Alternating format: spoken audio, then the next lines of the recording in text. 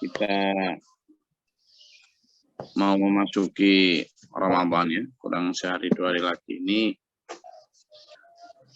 Kita diingatkan Allah tentang bagaimana perilaku Bani Israel di ayat ini, ayat 69, 70, 71 ini. Betapa rewelnya mereka, betapa bahkan untuk pembangkangan saja mereka begitu disiplin dan detail.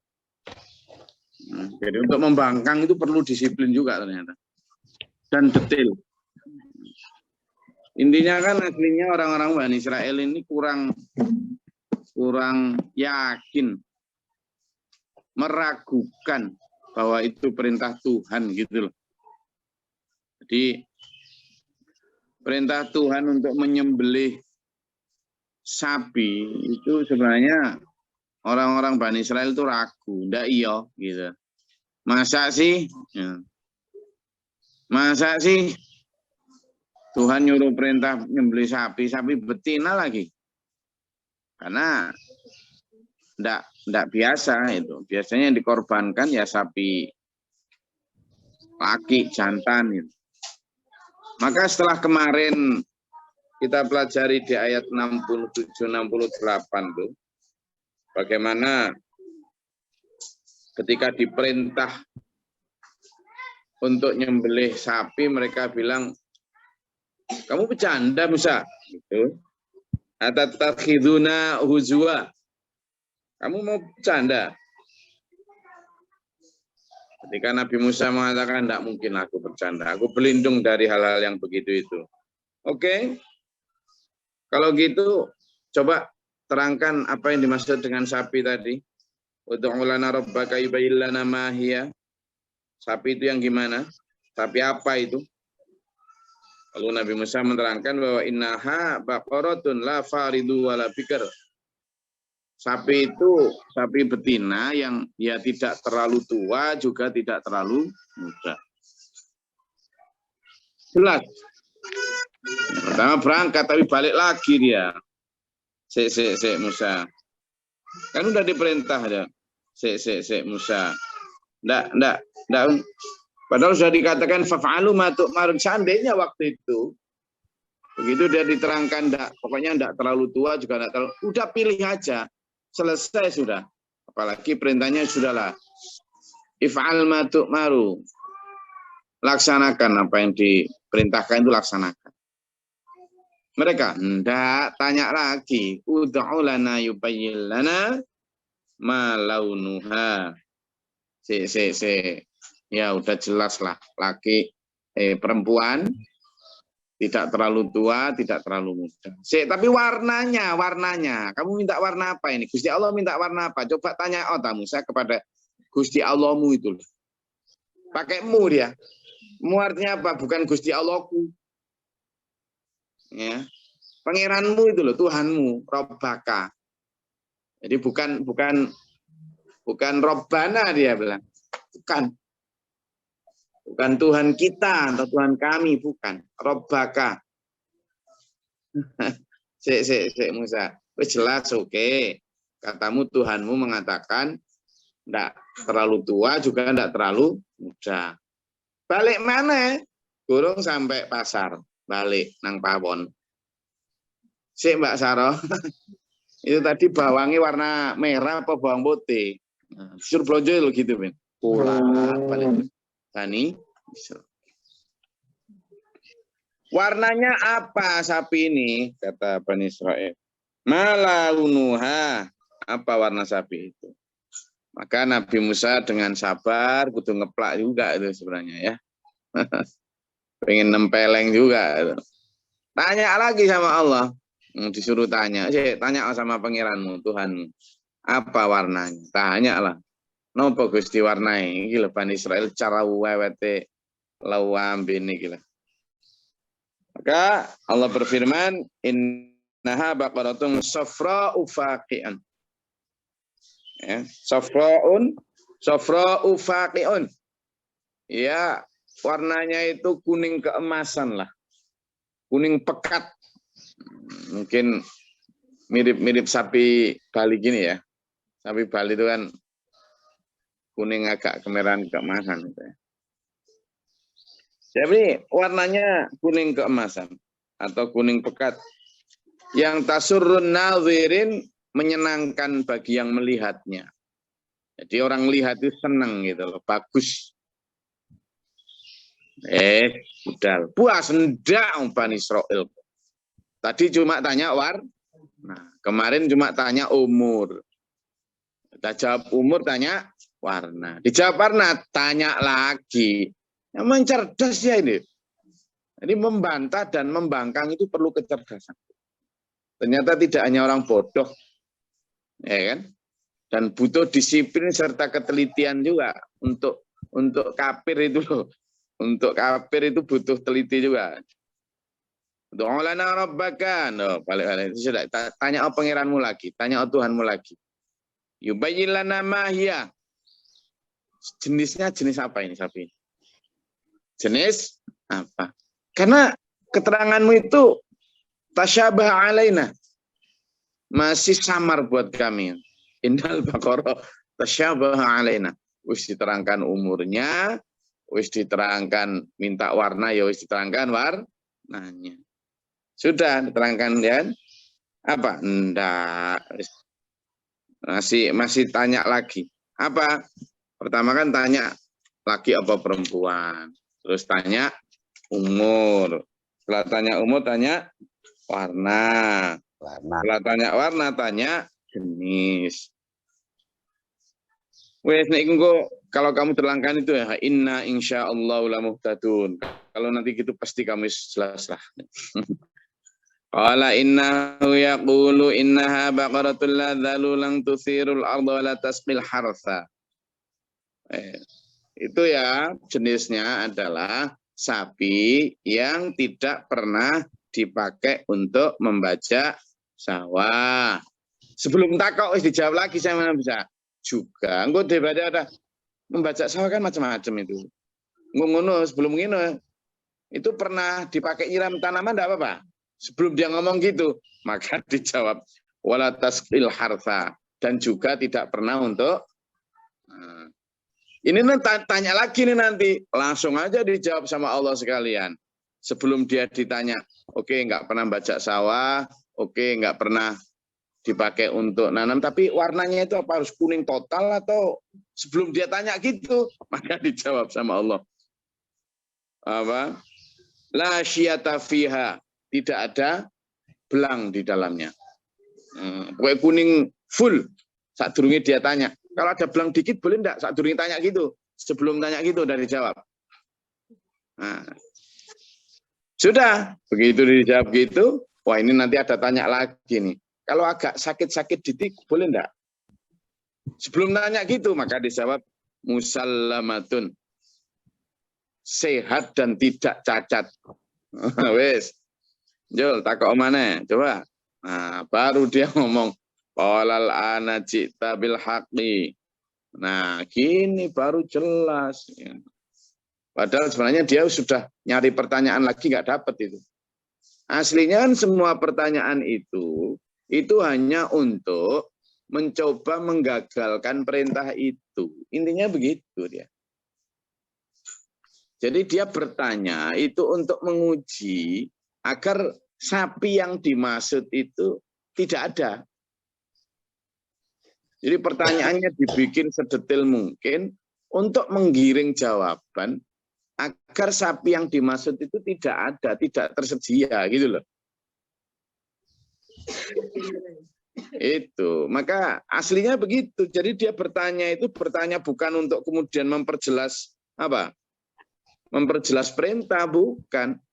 Pertanyaan itu aslinya ya untuk agar perintah itu tidak dilaksanakan, bahwa sapi yang dimaksud itu tidak ada gitu. Nah, makanya di sini disebut ketika fadzabahuha, begitu sudah kehabisan pertanyaan, mereka itu melaksanakan perintah itu ya apa? Karena apa? Karena terpaksa, karena wis tidak ada bisa lagi bantah. Sehingga fadzabahuha, bukan karena taat tunduk sadar, karena nggak dapat perintah, nggak dapat pertanyaan lagi. Nggak dapat pertanyaan lagi. Sehingga wa makadu yaf'alun di mata Allah itu perintah itu hampir saja tidak dilaksanakan. Wa makadu hampir saja mereka tidak yaf'alun melaksanakan perintah tersebut. Karena memang tujuannya sejak awal begitu dapat perintah itu tidak melaksanakan. Kepinginnya begitu. Tuh, ya. Sehingga ketika mereka melaksanakan perintah itu ya dengan setengah hati. Oke. Nah, dan seperti biasa kita refleksikan kepada diri kita. Kalau kita tidak ingin seperti Bani Israel, maka kita harus melaksanakan perintah Allah itu tidak dengan kakean takon, tidak dengan banyak bertanya. Sudah, kalau perintahnya itu sudah jelas, aqimis shalah, dirikanlah sholat. Wa'atuz zakah, dan tunaikanlah zakat. Ya sudah, laksanakan saja. Loh, saya punya emas 85 gram, bahkan 100 gram. Tapi di akhir tahun itu loh saya pakai, enggak saya simpan semua. Jadi yang tak simpan cuma 70 gram. Masa wajib zakat? Karena yang dia pakai 30 gram. Kan kalau itu disimpan selama setahun. Lah sebelum setahun kurang sehari, kurang sejam kalau salah. Itu saya pakai. Nah itu kan Bani Israel untuk menyiasati apa? Hukum agar tidak zakat. Karena apa? Emas 100 gram yang dia simpan tidak mencapai haul. Nggak sampai setahun disimpan, kurang sejam dipakai. Dipakai pun cuma 1 jam setengah. Setengah itu disimpan lagi. Lah kalau hukum disiasati semacam itu, maka yang halal akan menjadi haram, yang haram menjadi halal, wis gak karu-karuan. Masalahnya sekarang itu orang pintar, cerdas, cerdas.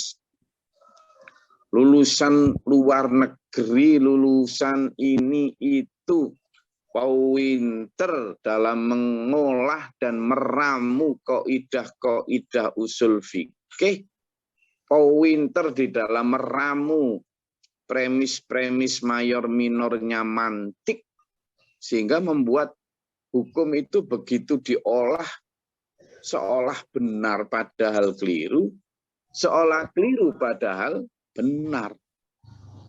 Gitu sekarang. Apalagi metodologi istimbat hukum juga diciptakan standarnya oleh manusia. Sementara manusia sealim apapun tidak pernah bisa bebas dari kepentingan-kepentingan duniawi. Itulah. Nah, apalagi dikembangkan dengan pertanyaan ala Bani Israel tadi. Ya sudah. Tidak usah sholat tahajud itu. Sholat tahajud itu sunnah. Sementara besoknya sekolah itu wajib. Menuntut ilmu itu wajib.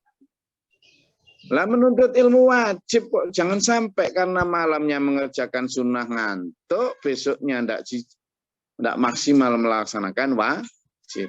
Padahal dia sekolah balet. Kan? Perempuan sekolah, perempuan muslim sekolah apa? Tari balet, nggak pakai baju dan seterusnya. Itu yang katanya menuntut ilmu. Ya repot. Kan? Gitulah. Karena itu kalau pemahaman itu hanya diserahkan kepada logika, kemampuan analisisnya manusia, bukan melibatkan hati dan petunjuk Allah, yaitu man izdada ilman lam yazdad hudan. Barang siapa yang bertambah ilmunya tapi tidak bertambah petunjuk, illa bu'dan, hanya bertambah jauh dari kebenaran dari Allah. Itu. Ya orang-orang Yahudi itu begitu. Nah kita jangan sampai ya, karena di sini sampai terakhir wa makadu ya fa'alun.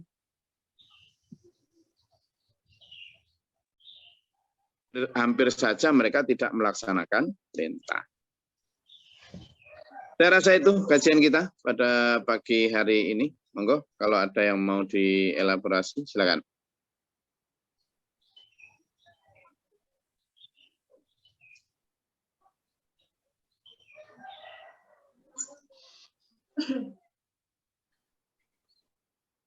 Ada yang mau ditanyakan? Ada, Bos, izin nanya gini. Silakan. Suatu hari saya tuh beli barang lewat telepon, harganya 450. Ketika saya 450.000, ketika saya barangnya datang, saya bayar sesuai dengan nota yang ada di situ 450. Nah, setelah 2 bulan kemudian saya cek lagi, ternyata di nota tadi itu orangnya salah hitung, harusnya saya bayarnya 1.650.000. Jadi ada selisih 1.200.000. Itu selisihnya bagaimana, Gus? Itu halal atau kami harus mengembalikan uangnya tadi? Sampean harus tetap kontak orangnya, Pak. Harusnya saya membayar sekian, kok saya cuma bayar sekian. Tolong dihitung, saya akan mengembalikan. Jangan sampai dia itu merasa rugi, tapi tidak tahu kerugiannya, malah kadang nyalahkan, kamu mana uangnya ini, harusnya dapat segini, kan kasihan staf-stafnya di sana. Sehingga menurut saya mending kita bayar apa adanya. Saya kemarin itu nganter ke desa Panglipuran atau apa itu yang desa bersih gitu loh, nyontoh bersihnya. Nah, yang rombongan itu masuk itu sekitar 12 orang. Karena saya kesananya belakangan karena ada tamu sebelumnya, sehingga saya harus melayani tamu sebelumnya baru ke sana. Nah, saya ke sana belakangan pakai motor saya, sambil disuruh pihak dapur untuk antar makanan nyusul untuk tamu itu. Sehingga saya berangkat ke sana, begitu nyampe sana, saya di WA sama yang ada di dalam, udah masuk aja, karena sudah enggak pakai tiket, gitu. Karena sudah rombongan di dalam. Akhirnya saya memang dijemput terus masuk. Begitu masuk, antar-antar saya memang nggak pakai tiket. Nah, masuk terus. Setelah itu saya keluar itu saya merasa gini, kok saya nggak pakai tiket? Kok saya nggak pakai tiket? Aturannya pakai tiket. Meskipun masuk itu sekitar 25.000 ya, 25.000. Buat saya langsung kemudian nggak enak rasanya itu. Kemudian saya ke loket lagi. Ada apa, Pak? Saya tadi masuk, terus keluar. Gimana itu? Maksudnya apa kok gimana? Ya masuk ya keluar ya nggak apa-apa. Enggak. Saya tadi tuh masuk, itu untuk ketemu sama rombongan keluarga saya di dalam. Ya sekalian terus jemput, saya ajak pulang. Saya bayar enggak? Kalau saya bayar, saya akan bayar. Gitu. Saya kondo itu malah bilang, walaupun tadi itu enggak apa-apa, tapi saya merasa saya sedang mendolimi satu tiket gitu. Baru kemarin, sehingga saya melapor ke loket lagi terus, oh enggak apa-apa Pak, enggak apa-apa. Sewenang hatiku. Ya tapi kan kemudian ada akad bahwa enggak apa-apa. Artinya saya itu diizinkan bukan karena saya nyelonong, menyembunyikan atau memang berupaya untuk nipu. Meskipun cuma 25.000, saya enggak berani karena 25.000 pun nanti di akhirat itu bisa menjadi tuntutan yang enggak karuan lama-lamanya itu. Serius baru kemarin gitu, Mbak Lili. Jadi apalagi terpautnya 1 juta. Waduh. Ya, kasihan nanti kalau mereka kemudian pas perhitungan akhir tahun atau akhir bulan, barang yang keluar segini kok uangnya segini. Nah, nanti yang berantem kan antar mereka, kasihan juga yang bagian pengirim atau apa. Sehingga mending ditelepon, Pak, Bu, Bapak Ibu kemarin tuh ngirim barang harga segini, kok cuma dihargai segini. Padahal saya harusnya membayar segini, gimana Pak? Sebelum dia jawab, ya harapan saya sih nggak usah tambah. Tapi ya enak langsung ngomong aja padanya. Tapi kalau syukur kalau kemudian mereka udah apa-apa Bu, sudah enggak apa-apa. Oh ya, alhamdulillah, terima kasih. Maka yang 1 juta itu tahap kedua akan lebih bagus karena memang sampean sudah harusnya beli segitu toh. Artinya uang itu memang sudah sampean alokasikan untuk beli itu. Nah sekarang nggak jadi kalau mereka dia memang nggak mau nerima karena bersyukur. Ya sudah sampean juga bersyukur, serahkan kepada orang-orang yang membutuhkan untuk sedekah. Loh gitu loh. Bagus itu. Ya. Ya benar pertanyaannya Bu Lili, Pak Burman tadi penting ya untuk kita jangan sampai kita itu nanti di alam kubur atau di akhirat itu katutan. Apa bahasa katutan, bahasa Indonesianya katutan itu apa? Bukan membawa, enggak sengaja. Terbawain. Katutan itu apa? Terbawain. Kan enggak sengaja kita. Tapi atau malah kita tahu gitu kan, nggak pakai izin kebawa sama kita, lalu ketika kita tahu itu bukan milik kita, terus kita merasa malah beruntung. Itu kan, ya Allah, alhamdulillah. Loh jangan alhamdulillah, mau sampean itu nanti dapat tuntutan kok. Iya, nanti di akhirat itu banyak orang yang kemudian malah terkurangi amalnya, karena hal-hal kecil semacam itu. Itu bukan rezeki, itu ujian untuk kita itu ya. Jangankan sampai 1 juta. Orang kadang kita katutan helmnya orang atau katutan sendalnya orang. Wong kita loh tadi itu bawa sendal itu apa terus pakai aja ternyata sendal kita di rumah. Ya kan? Nah, kayak gitu repot kan kita jadinya. Tadi ke pasar nggak bawa motor, kok pulang bawa motor. Ya. Karena mirip. Loh, gila motorku. Sopo sing gorene digowong.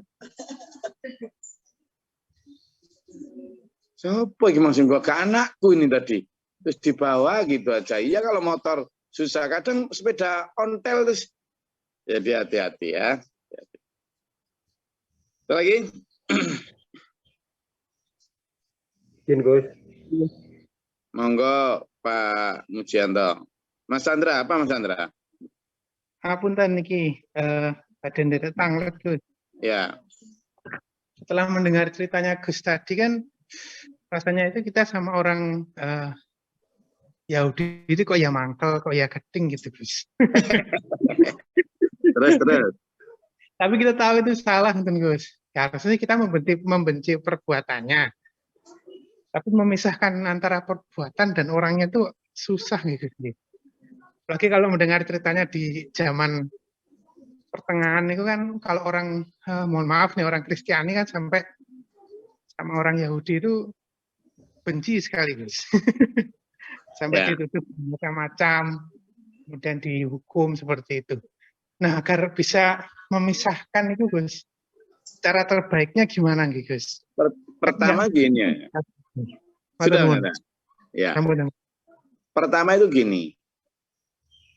Saya mengajak untuk seperti yang diajarkan oleh Pak Guru Mukhtar guru kita ya.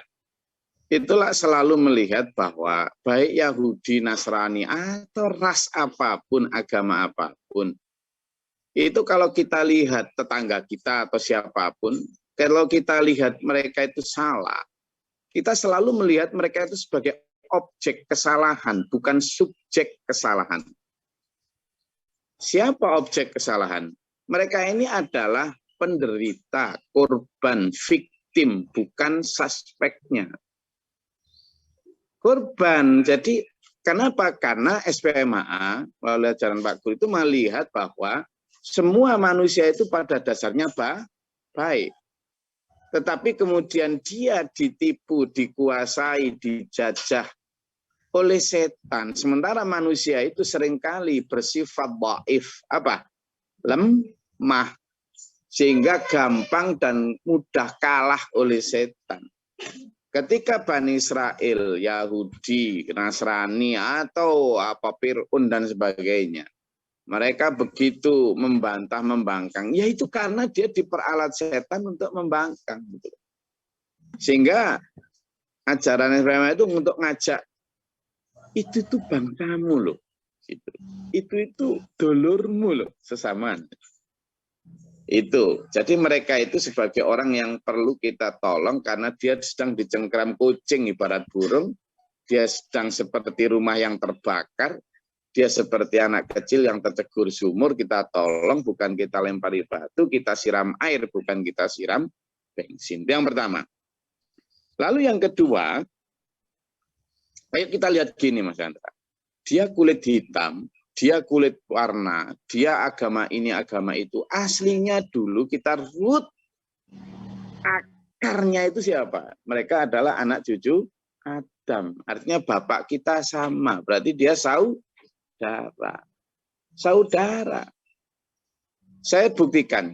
Ketika Nabi Musa diperintahkan untuk mengingatkan the Fir'aun, ya, yang kafirnya kafah itu, musyriknya hakul yakin itu masih sudah tahu. Nabi Musa itu sudah tahu hasilnya pasti nggak akan ngefek. Tapi tetap diperintah sama Allah. Siapa tahu wahai Musa, Allah udah tahu dan masih pakai siapa tahu kan?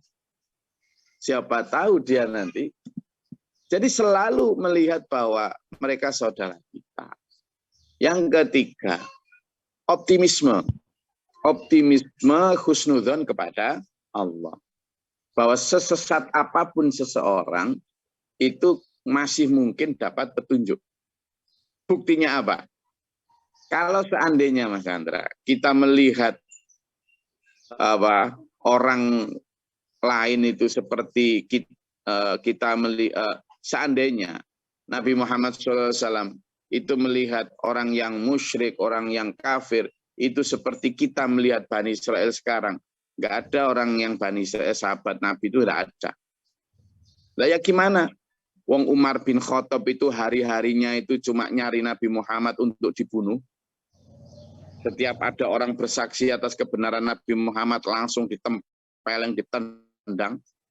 Bahkan dia masuk Islam itu ketika dia nyari adiknya yang dia dengar masuk Islam, mau dibunuh. Begitu mau masuk rumahnya adiknya itu, dia sayup-sayup mendengar adiknya sedang membaca beberapa potongan Quran. Lalu kemudian atas kuasa Allah justru masuk Islam. Tapi tahukah prosesnya?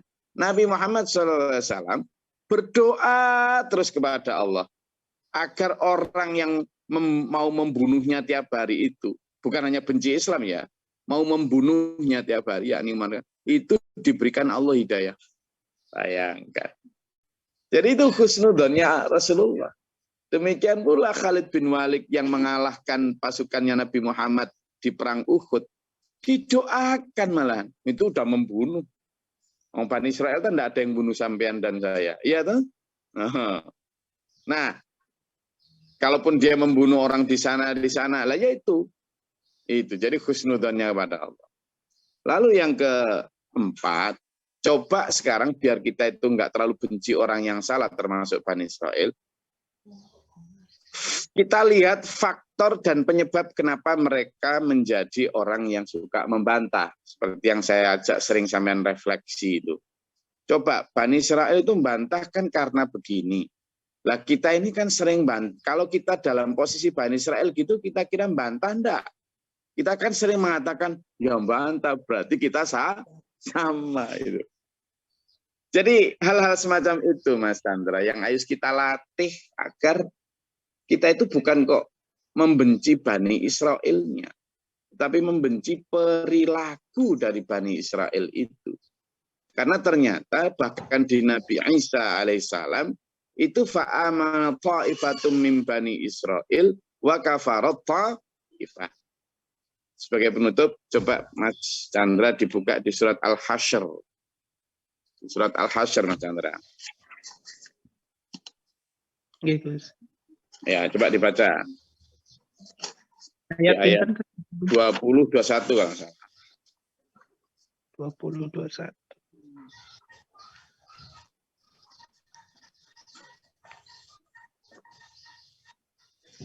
Iya tak. Serta benar. A'udzubillahi minasyaitonirrajim. Oh, bukan sorry. Wa akhra tuhibbuna nas min Allah fataqarib. Surat apa itu?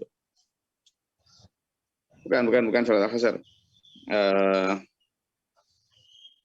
Al-Isra. Sajadah. Al-Isra. Coba lihat Al-Isra. Al-Isra. Oh, bukan, sorry. Apa kok pikir aku gak karu-karuan nih kayaknya. Bukannya sajadah, Kak Gus? Bukan, keliru sampean. As-Saff. Bukan, surat As-Saff, maaf, surat As-Saff. Surat Ya, As-Saff. Ayat sekitar 10, 11, 12 nih kok. Surat As-Saff. Ayat terakhir. Monggo, surat As-Saff ayat 10, 11, 12. Iya, surat As-Saff, maaf. A'udzubillahi minasyaitonirrajim. Yang terakhir Bismillahirrahmanirrahim. aja, yang terakhir ya. Wa ukhra tuhibbuna nasrullahi fatu qarib wa basyiril mu'min. Terus selanjutnya itu, ya ayyuhalladzina amanu kunu ansarallahi kama qala Isa bin Maryam lil hawariyina man ansari ilallah. Itu coba dibaca ayat artinya aja. Wahai orang-orang beriman, Hai orang-orang yang beriman, apakah kamu aku tunjukkan bukan yang terakhir, jadilah itu aja lah. Langsung. hilang Ya, jadilah kamu seperti itu, penolong-penolong agama Allah itu. Ayat 14. Enggak. Hai orang-orang yang beriman, jadilah kamu penolong agama Allah sebagaimana Isa ibnu Maryam telah berkata kepada pengikut-pengikutnya yang setia. Siapakah yang akan menjadi penolong-penolongku untuk menegakkan agama Allah? Pengikut-pengikut yang setia itu berkata, kamilah penolong-penolong agama Allah. Lalu segolongan dari Bani Israel beriman dan segolongan lain kafir. Maka kami berikan kekuatan kepada orang-orang yang beriman terhadap musuh-musuh mereka, lalu mereka menjadi orang-orang yang menang. Sadaqallahu. Nah, jadi di situ disebutkan, seruan itu kepada kita itu, seruannya kepada kita itu. Ya ayyuhalladzina amanu, wahai orang-orang beriman, itu kepada kita itu, kepada umatnya Nabi Muhammad. Kunu ansarallahi, kamu itu jadilah penolong-penolong agama Allah. Kama sebagaimana halnya. Berarti, seperti dulu itu loh. Ketika qala Isa bin Maryam, ketika waktu zamannya Nabi Isa, ketika mau dibunuh sama orang-orang Romawi, terus dia terpojok, kemudian dia berkata kepada pengikutnya, siapa pengikutnya? Bani Israel, ya, dari suku Bani Israel juga. Mana ansari ilallah, siapa ini yang mau menolongku untuk menolong agama Allah? Lalu qalal hawariyun, dari sebagian Bani Israel itu ada hawariyun, apa? The loyalis, orang-orang yang loyal, beriman tuh. Qalal hawariyuna nahnu ansarullah, kamilah penolong-penolong agama Allah. Itu Bani Israel juga. Maka sebagian dari itu fa'amana ta'ifatum min Bani Israel, maka sebagian golongan dari Bani Israel itu beriman. Walaupun sebagian wa kafarat ta'ifah, dan sebagian yang lain juga kafir. Artinya peluang untuk kafir dan peluang untuk mukmin itu tetap sama untuk siapapun. Itulah. Jadi fa'amanat ta'ifah wa kafarat ta'ifah fa'iyadna alladhina amanu ala aduwwihim fasbaqu dhahirin. Kemudian kami kuatkan barisan orang beriman itu, dan mereka kemudian menjadi orang-orang yang fasbaqu. Mereka kemudian menjadi orang-orang yang ditolong, orang-orang yang menang, ya. Itu menjadi 4 hal yang bisa kita coba bersama. Untuk semua dulur-dulur juga. Saya rasa itu kajian kita pada pagi hari ini. Semangat, 1-2 hari lagi kita akan memasuki bulan Ramadan. Siapkan fisik, siapkan mental, siapkan segalanya. Fokus untuk mencari ridha Allah, fokus untuk mencari karunia Allah. Ya, Amin. bukan makanannya, bukan menyiapkan makanannya. Aduh, ini sudah menyiapkan menu. Bukan menu makanan yang perlu kita siapkan. Menu ibadah, menu tadarus, menu tarawih, menu dakwah, menu semuanya itu. Amin. Makanan itu sudah seadanya saja, ya. Rasa itu. Maka Allah meridai hati kita. Fa'asbahul zahirin. Dan dijadikan menjadi orang-orang yang menang dalam melawan hawa nafsu. Amin. Allahumma filil mu'minat dan muslimat. Allahumma atina fi man hadayta wa afina fi man afayta wa lana fi man tawallayta wa barik lana fi ma atayta wa qina syarra ma qadayta. Astaghfiruka wa atubu ilaik. Amin. Allahumma da'fana al-bala wal waba wa hastina min al-jinni wa syaitan wa kufara wa nasina. Amin. Rabbana la taj'alna fil qawmi dhalimin. Amin. Allahumma syrif al-qulub syarif qulubana syarif. Amin. Allahumma inna na'udzubika min al-ilmi Amin. Ribana adabina ruhidatal mahya wal mamat. Amin. Allahumma inna babasama wa rahmatika Allahumma anzil alaina rahmatan bi yataqatana. Wa namana faksubna ma syahidina wa la tuzigh qulubana ba'da idh hadaytana wa hab lana min ladunka Rabbana Amin. ja'alna muslimina kama firatana wa tansa. Rabbana atina fid dunya hasanah wa fil akhirati hasanah wa qina Amin. Subhana rabbika rabbil izzati amma yasifun salamun alhamdulillahi rabbil alamin. Wassalamualaikum warahmatullahi wabarakatuh. Waalaikumsalam Waalaikumsalam warahmatullahi wabarakatuh. Thank you, Gus. Thank you, welcome, you're welcome. Allahumma rahamna bil Qur'an.